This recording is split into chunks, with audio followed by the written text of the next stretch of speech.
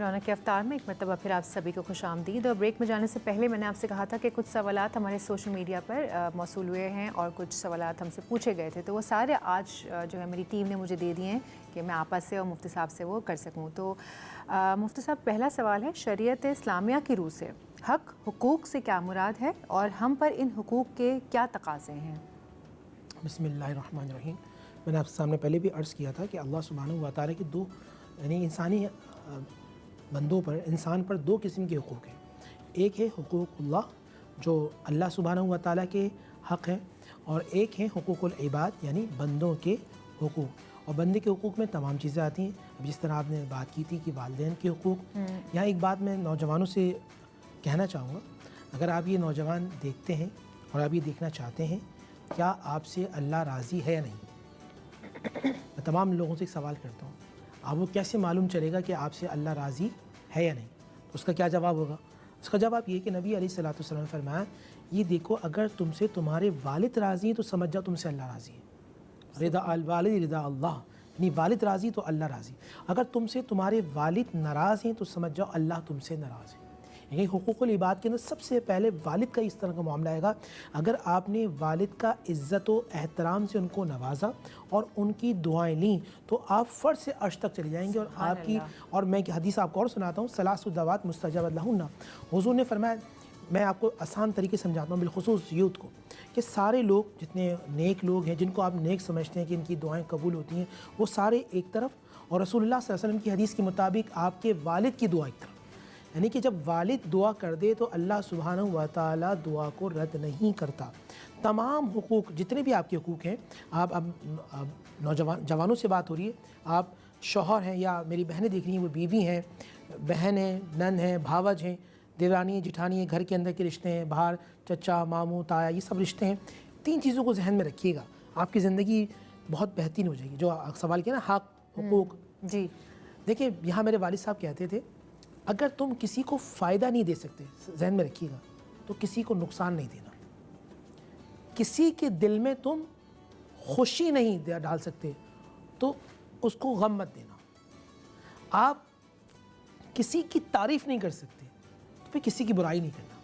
अब आप इन तमाम रिश्तों में इनको देख लें, अगर आप किसी को फ़ायदा नहीं दे सकते तो आप किसी को नुकसान न दें। जहाँ रिश्तों में नुकसान आप देना शुरू कर देते हैं, इस तरह शीशा होता है ना, शीशे में बाल आ जाए तो फिर शीशा दोबारा जुड़ता नहीं है। रिश्तों का मामला भी ऐसा होता है। रिश्ते से रिश्ता जुड़ता है तो घर बनता है, ईंट से ईंट जुड़ती है तो मकान बनता है, रिश्ते से रिश्ता जुड़ता है तो घर बनता है। तो ये तीन पॉइंट समझ लें, इंशाअल्लाह आपकी ज़िंदगी बहुत बेहतरीन हो जाएगी और आप तमाम हुकूक़ को अच्छे तरीके से अदा कर सकेंगे। बहुत ही खूबसूरत बात की आपने। आपा, हुकूक़ुल इबाद में और क्या क्या अमूर शामिल हैं?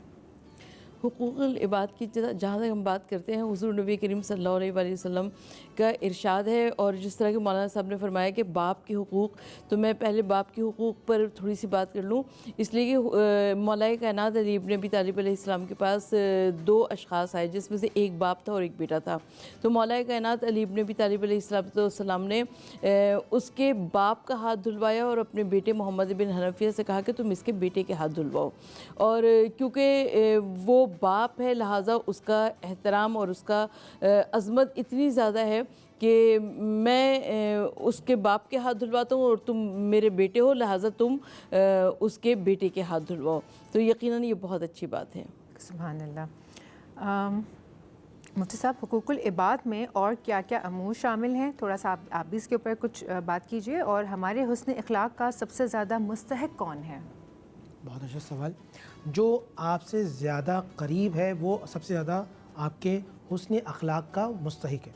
मिसाल के तौर पे आपकी शादी नहीं हुई तो आपके वालिद और वालदा, उसके बाद बहन और भाई, बहन भाइयों से रिश्ता आपका बहुत अच्छे तरीके से होना चाहिए। उसके बाद अगर शादी हो चुकी है तो बीवी के साथ, बीवी अगर मेरी बहनें प्रोग्राम देखेंगी तो शौहर के साथ, बच्चों के साथ।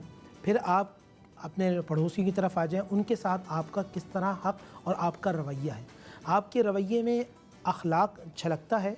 नबी अलैहिस्सलाम ने फरमाया कि जिसके ज़बान अच्छी होती है, जो मोमिनों के करीब होता है, बल्कि नबी इस्लाम की हदीस है कि मुझे जो दो चीज़ों की ज़मानत दे मैं उसे जन्नत की ज़मानत देता हूँ। और दो चीज़ें कौन सी हैं? हुज़ूर अलैहिस्सलाम फरमाया कि दो जबड़ों के दरमियान مجھے اس کی ضمانت دے میں اس کو جنت کی ضمانت دیتا ہوں، مطلب زبان اور فرمایا 2 ٹانگوں کے درمیان، یعنی کہ جو شرمگاہ کی حفاظت کرے گا اللہ کے نبی نے فرمایا وہ جنت میں جائے گا۔ تو آپ اس زبان سے جتنے اچھے الفاظ استعمال کریں گے، آپ جتنے دلوں کو جوڑیں گے۔ ہم بولتے ہیں، معذرت کے ساتھ میں اپنی بات کروں، ہم بولتے ہیں تو دل ٹوٹ جاتے ہیں۔ میرے نبی علیہ السلام بات کرتے تھے، دل جڑ جایا کرتے تھے۔ تو کم سے کم میں اپنے نبی کے اخلاق کو تو اپناؤں، میرا رویہ کیسا ہونا چاہیے۔ انہوں نے اپنے اخلاق سے ہی تو اسلام پھیلایا تھا، ان کی زبان کی، ان کے اخلاق کی وجہ سے لوگ آتے تھے ان کے زبان کی پاس۔ مٹھاس بہت تھی، رویہ۔ اچھا ہمارا ایک جملہ یہ ہوتا ہے، یار میں سچ بولنے کا عادی ہوں، جب ہی شہر کا فسادی ہوں۔ نبی سے بڑا کوئی سچا ہے؟ وہ تو صادق ہیں، ان کے دشمن بھی سچ بولنے کا انداز کیسا ہونا چاہیے، یہ آپ نبی سے سیکھیے۔ لفظوں کا چناؤ، لہجے کا اتار چڑھاؤ، یہ ساری چیزیں بہت ہی زیادہ معنی رکھتی ہیں۔ لوگ ایسے ہی کہہ دیتے ہیں نا کچھ بھی بول کے، کیونکہ میں تو سچ بولتا ہوں، سچ کڑوا ہوتا ہے، یہ ہوتا ہے۔ نہیں، اگر سچ ہے تو اس کو میٹھے طریقے سے بھی بیان کیا جا سکتا ہے، اس کو آپ اپنے انداز میں میٹھا بھی کر سکتے ہیں۔ اب یہی ہوتا ہے، احساس کی بات ہوتی ہے۔ حقوق آپ کیسے کریں گے ادا؟ جب آپ کے اندر خود احساس ہوگا کہ سامنے والے کا دل نہ ٹوٹے۔ اگر آپ کے اندر خوف خدا ہے اور عشق خدا موجود ہے، آپ آٹومیٹکلی احساس کرنا شروع کر دیتے ہیں۔ احساس کریں گے، آپ حق ادا کریں گے، حق ادا کریں گے، اللہ آپ سے راضی ہوگا۔ یہ ایک سائیکل ہے جو چلتا چلا جائے گا۔ یہاں پر وقت ہو جاتا ہے ایک چھوٹے سے بریک کا، بریک لیتے ہیں، بریک کے بعد حاضر ہوتے ہیں۔